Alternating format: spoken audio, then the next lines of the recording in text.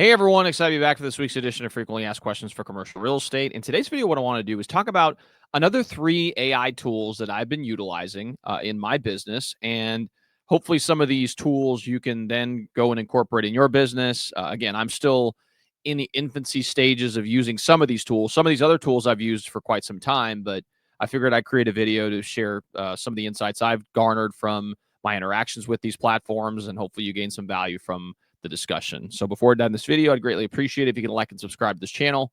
It really does help with the YouTube algorithm and ensures more and more people can hear this message and learn about the many facets of commercial real estate. So now you've done that, go ahead and like and subscribe below. Let's go ahead and dive into this episode.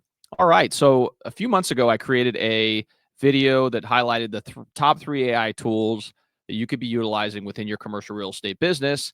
And I figured, especially since the success of that video, I've had a lot of people reach out to me inquiring about some of the insights I'd garnered from interacting with those tools. I figured why not create another video that highlights 3 more tools that I've been playing around with to see if there's additional insights that could be garnered by the people that watch this channel. So let's go ahead and dive into a few just so I can showcase what I'm talking about. All right. So to start off, one of the ones that I've been using a lot for actually some time is Opus Clip. So if you guys aren't familiar with Opus Clip, it is a short reel AI platform. So what you would do is you would upload either the full video. Let's say you create a podcast episode of 60 minutes and you want to be able to create short clips of that so you can share it on your different platforms. Well, this tool will review that video and then extract the most relevant clips based on what the conversation was. And so just as an example, let's dive into a recent episode we did where my business partner Will and I talked about our brokerage and some of the activity that we've been having in our brokerage and our future plans for the firm. And so this was roughly a 40-minute conversation. So as you can see here, it helped extract moments within the podcast that were between, you could specify the timing, whether it's 20 seconds to 30 seconds or between 30 seconds and a minute or more, whatever. So it'll extract the most relevant sections of that conversation and give it a score based on how eye-catching it is. So, if we dive into this one, for example, it'll break down what was said, and from there you can edit and modify the clip so that it becomes, it meets your standard of whatever you decide you want to distribute. So let's say there's a lot of ums and ahs. There's tools within this particular platform that can help you remove those. You can create, modify the text so that it is more eye-catching. So there's a lot of functional tools that you can use within Opus Clip to create very high quality clips that you can then distribute and will give you more reach on social media. And so I've used this for a couple of years now. I love it because it saves you so much time as opposed to having to go into each individual episode and extract out clips that could work for you. And so this is a tool that I've used and incorporated within my toolkit to be able to distribute is a lot of different short reels. So if you don't yourself have not explored the option of a short clip generator, again, this is just one. I know there's a lot of other ones out there. I've had a lot of success with Opus Clip. It's something to consider if you yourself are looking to incorporate it as part of your content creation strategy. So that's number 1 is Opus Clip.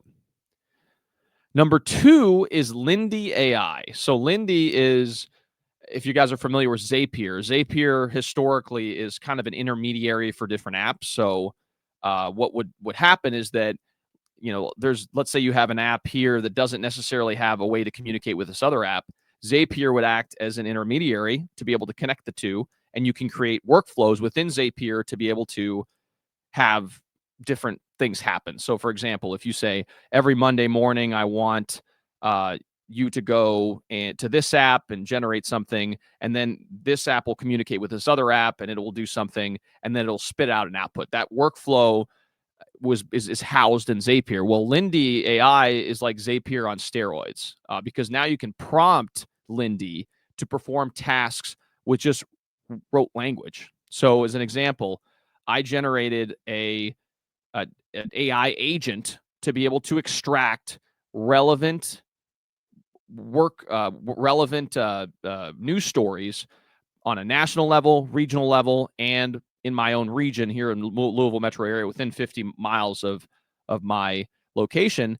And it will send me an email once a week highlighting some of that important information, and then share links to the news stories so that I could stay up to date on what's going on both locally, regionally, and nationally. So as you can see here, I can prompt it with a query to say, extract the latest commercial real estate news on a national level with insights on the United States from the past 7 days, focus on national trends, major property transactions over $100 million, market updates by asset class, office, industrial, etc. So you can prompt it with written language and it will go out and perform those tasks for you, which is definitely pretty powerful stuff. So you can create all these different cool workflows. Like I'm still playing around with this, but my thought process on this particular AI agent is to extract information about upcoming rezones, just so I can get an understanding of the development activity that's happening and what is getting put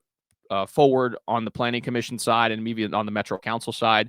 It's just very helpful for me to know that information so that we can start targeting different areas of town depending on what the activity is. So that's just one example. But you can create so many different workflows utilizing this platform, and it's a lot more user-friendly than it has been historically. And so that's just one consideration. So if you want to automate tasks that have taken you a lot of time to do, you can create these AI agents to perform them in the background, and you can trigger them to occur on different schedules. So very helpful tool. I've been utilizing this tool maybe, I don't know, about a month now. So I'm still kind of in my infancy as far as my understanding of the tool, but it has been a very unique and helpful one for me. And so I would encourage you to consider it. So that's Lindy AI. And then finally, this is one that we've utilized recently to start creating curriculum for our agents, because we are onboarding new agents and we want to be able to provide them with some curriculum for them to go on. And that is Notebook LM. So it's similar to some of these other language model platforms. It operates in a somewhat of a similar fashion. Now, what the unique thing about Notebook LM is that I've taken these scripts that I generated. So as an example, this is what I did. I went to ChatGPT and I prompted ChatGPT to provide me with a 12-week outline of curriculum that I could present to a new agent to get them up to speed so that within 90 days, they can be up and running and generating opportunities for themselves. And so I use that script to generate a 12-week lesson plan modules. And then I took each individual lesson plan and parsed it through Notebook LM to create actual lesson plans. So that was the first step. So lesson 1, XYZ, parse it through Notebook LM. It'll generate the actual curriculum. And I put that into a Word file, and we're going to have my virtual assistant come up with within a Canva template to make it look nice and professional and everything else. So that's just a baseline value of a Notebook LM example. The second piece is Notebook LM has the ability to create video, which is pretty phenomenal. So as an example, this is one of the lessons that I created, and I prompted Notebook LM to generate a video overview of the content itself. And what it spit out is something cool. I mean, you're not going to be able to hear this per se on the call, but you can see here as you start to progress, it, it is explaining everything and has visuals and everything. It is a really cool thing, and the actual the critical reasoning behind it, how it presents the information is almost like a human would, which is pretty astounding. So you have accompanying material, right? You've created the actual documents that agents can refer to, that they can go back to and review, and you have a video that they can watch. Because again, people learn differently. Some people learn via reading something and regurgitating that way, and others are more visual. And so you provide them with those two options as far as generating the information or understanding the information. And now you have a very compelling curriculum that agents can use to then get up and running very quickly. So Notebook LM, if you're looking to do certain things as far as lesson planning or curriculum, highly encourage you to consider doing that. Again, I hope you guys gained some value from this video. Again, this is just some of the very basic stuff that I'm doing. There's a lot more complicated things that we can get into, and I'm looking forward to exploring more opportunities in these areas. But just constantly think about ways to incorporate some of these tools within your business, because if you don't do it today, you're going to kick yourself in 5 years because you're going to get left behind. So hopefully you gain some value from this video. If you guys like this channel, please like and subscribe. It makes a huge impact on our ability to reach a broader audience, and we greatly appreciate the support. Along with that, if you guys like this channel, again, reach out. I'm a commercial real estate broker in town. I'd be happy to help you with the search. You can reach out to me at Raphael at sumcg.com, or you can reach me or give me a call at 502-536-7315. Thanks again so much for tuning in, and we'll see you all next time.